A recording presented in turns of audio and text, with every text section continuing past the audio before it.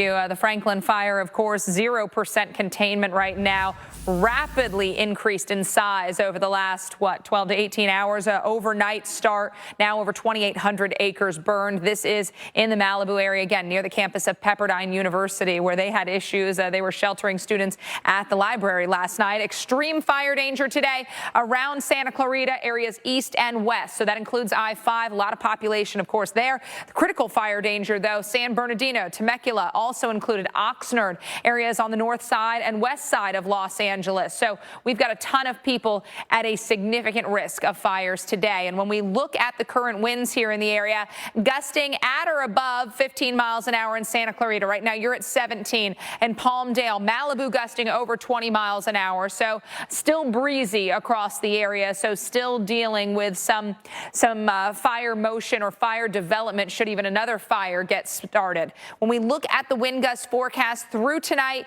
into tomorrow, those winds will stay a little gusty through the canyons. Things really intensify once again on Thursday. So short term, more backing off, but once again ramping up into Thursday before they die down again into our Friday. The good news is that as later we get in the week, we will see a little bit more moisture return. Right now it's very, very dry. We've got relative humidity values 11% in Los Angeles, 8% in Malibu and in Santa Clarita. So that's why we've got that extreme risk of fires today in these areas.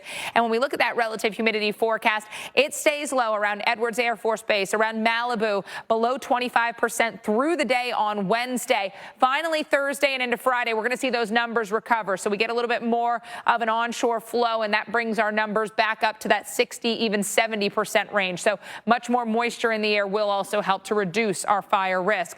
No rain heading your way in the Los Angeles area. It's in central northern California where we've got any opportunities over the next 5 days. So that will help some active fires, but obviously no rain coming to the areas around LA that are currently dealing with the fire. And coming up, we've got that dip in the jet stream that's going to drop our temperatures down. Morning lows well into the 20s and teens for a lot of folks as we move into that second half of the week. And it's not just the Northeast. No, it's the Ohio Valley, the Mid-South, the Southeast as well. Lake temperatures, meanwhile, they are still very mild. So cold air moving over warm lakes. You know the drill. That is the recipe for lake effect snow. So we've got some snow on the backside of this system up into parts of New York, but you can already see with that westerly wind setting in, we've got Lakes Erie and Ontario producing lake effect snow, generally in those favored areas from northeast Ohio to southwest New York, and then across North Country New York as well, between Watertown and Syracuse, although as the winds fluctuate, so will the lake effect snow bands. Friday morning lows, how about teens in Buffalo, Binghamton, Detroit,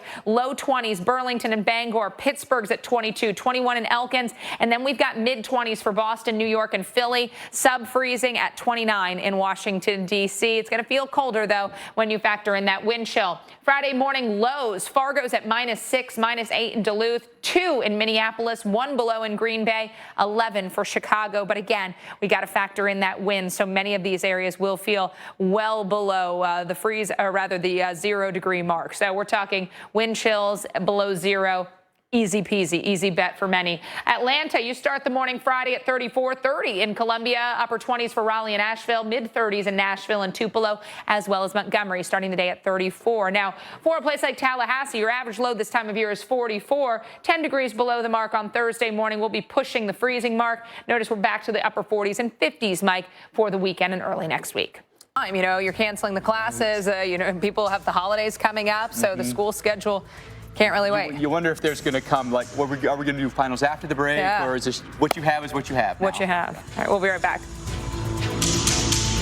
So as you heard, this started last night, quickly grew in size. Right now, over 2,800 acres burned, 0% containment here near Malibu and the campus of Pepperdine. Falling close to our extreme fire risk today. So that means fire danger is extremely high. We have that particularly dangerous situation, red flag warning. Santa Clarita, areas either side of I-5 at greatest risk, but you can see all the population and all the communities that fall even within that critical fire danger. danger. Winds right now gusting to 20 miles an hour at Malibu. So they're obviously dealing with some gusty winds around the site of that fire. Still at this point, as the winds relax, it allows you to get better containment. But with winds gusting, that can still lead to erratic or just a rapidly spreading fire. Here's the wind gust forecast, dying down a bit into the day tomorrow, picking back up into Thursday. So you can see those winds again getting very gusty, especially on the ridge tops as we move into the end of the week. By Friday, once again relaxing. Here's the good news, though. As we get into Thursday and Friday, we will see relative humidity values start to go up. Right now, 9% in Malibu, 10% in Santa Clarita. It is extremely dry. It is going to stay dry moving into the overnight and through the day tomorrow. You notice those relative humidity values in the teens and 20s percentage-wise. We finally get into Thursday, numbers start to creep up. So now 60 to 70%. That means a much more moisture in the air. That'll help to bring down the fire risk. And of course, I showed you the winds also backing off into our Friday.